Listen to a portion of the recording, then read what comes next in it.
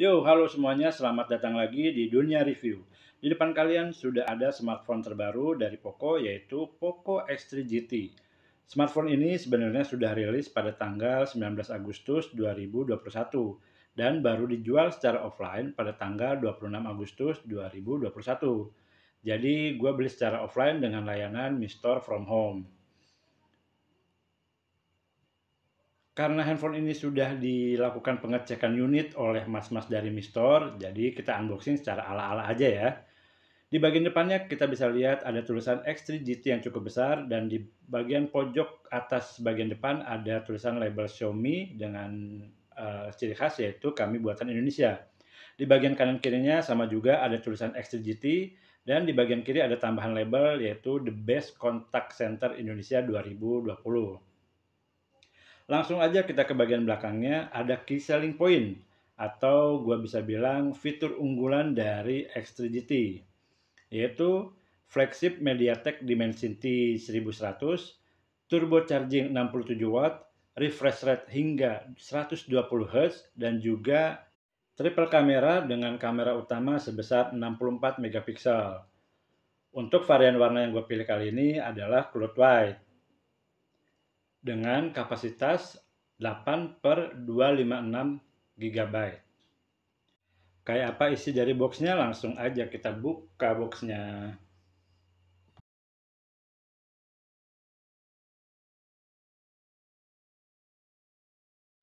Ini dia unitnya, Poco X3 GT yang masih dibungkus dengan cover yang bertuliskan beberapa key selling point. Tapi sebelumnya gue kasih tahu dulu bahwa ini memang sudah di-unbox oleh si mas-mas dari Mi Store-nya, jadi urutannya udah nggak ngurut lagi. Tapi nggak ada salahnya kalau kita ngabsen lagi dari awal ya. Yang pertama kita akan mendapat kartu ucapan terima kasih dari Alvinse selaku Director Country untuk Xiaomi Indonesia. Dan juga ini ada kita mendapatkan satu buah box yaitu softcase warna bening dan SIM tray ejector dan juga ada adapter untuk audionya. Ini dia audio dari Type C to 3,5 jack. Nah, karena handphone ini sudah tidak menggunakan jack 3,5 mm ya. Oke, langsung ke ini adalah buku panduan cepat. Buku panduan penggunaan cepat ya. Kita harus baca karena seperti biasa kadang-kadang berbeda untuk satu produk dengan produk yang lain. Dan ini adalah adapter untuk chargernya yaitu sebesar 67 watt turbo charging, udah bukan lagi fast charging lagi, dengan aksen orange di kabel dan juga adapternya.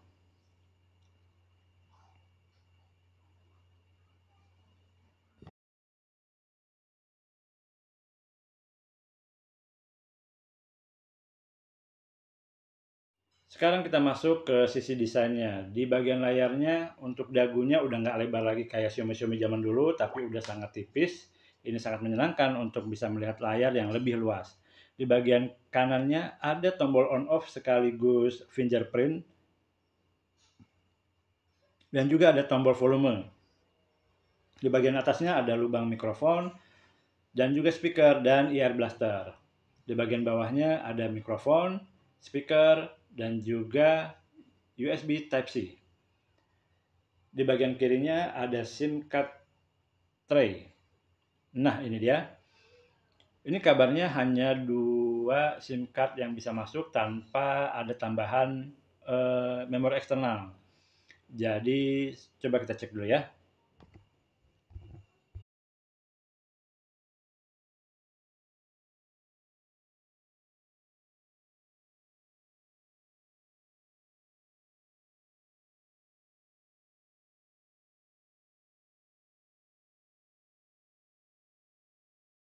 Yap, ternyata memang hanya bisa digunakan untuk 2 SIM tanpa bisa digunakan untuk melakukan penambahan memori.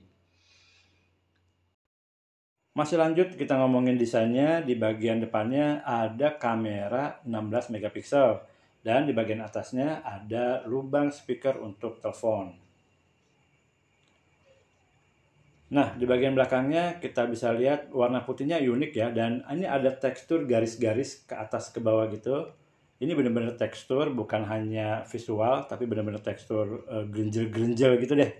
Di bagian pojok bawahnya ada tulisan Poco, dan seperti biasa di bagian atasnya ada kamera triple kamera dengan kamera utama 64 megapiksel dan kamera wide-nya sebesar 8 megapiksel dan juga ada kamera makro sebesar 2 megapiksel. Sedikit sebelum kita melakukan pengetesan gaming dan juga kameranya, untuk layarnya sendiri masih menggunakan IPS LCD 6,6 inch dengan Full HD dan juga refresh rate-nya tadi 120 Hz dan perlindungannya menggunakan Gorilla Glass Victus. So, seperti apa hasil kamera dari Poco X3? Seperti ini dia hasilnya.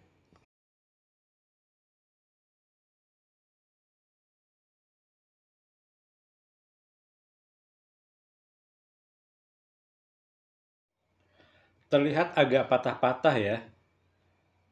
Apakah ini masalah software atau bukan, nanti kita akan buat video lengkapnya di video terpisah.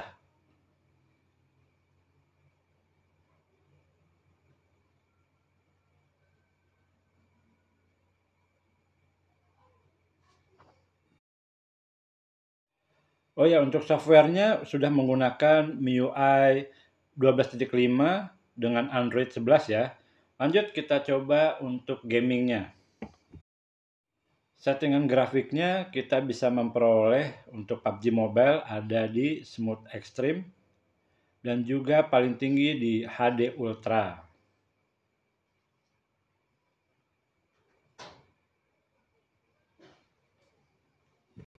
Untuk gyronya berjalan sangat smooth, sangat halus banget, padahal ini sudah disetting di HD Ultra ya. Di HD Ultra dia masih bisa berjalan dengan sangat smooth dan baik.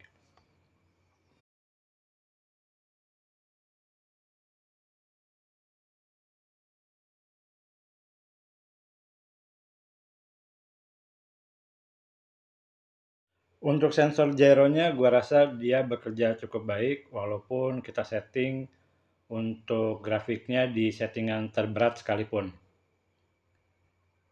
Nah, gambarnya sangat bagus ya walaupun dia hanya menggunakan panel IPS.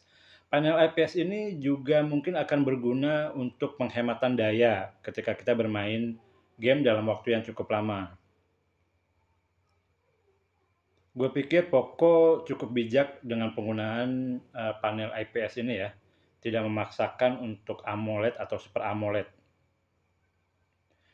Di in-game untuk grafiknya sangat bagus banget. Ini kalau lihat dari atas pesawat seperti ini, awan-awannya tuh benar-benar kelihatan kayak real gitu kan.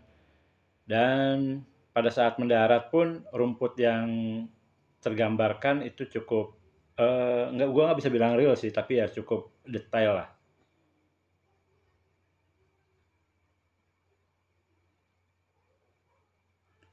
Pergerakannya juga gue bilang masih cukup smooth dan tidak ada gejala frame drop gitu.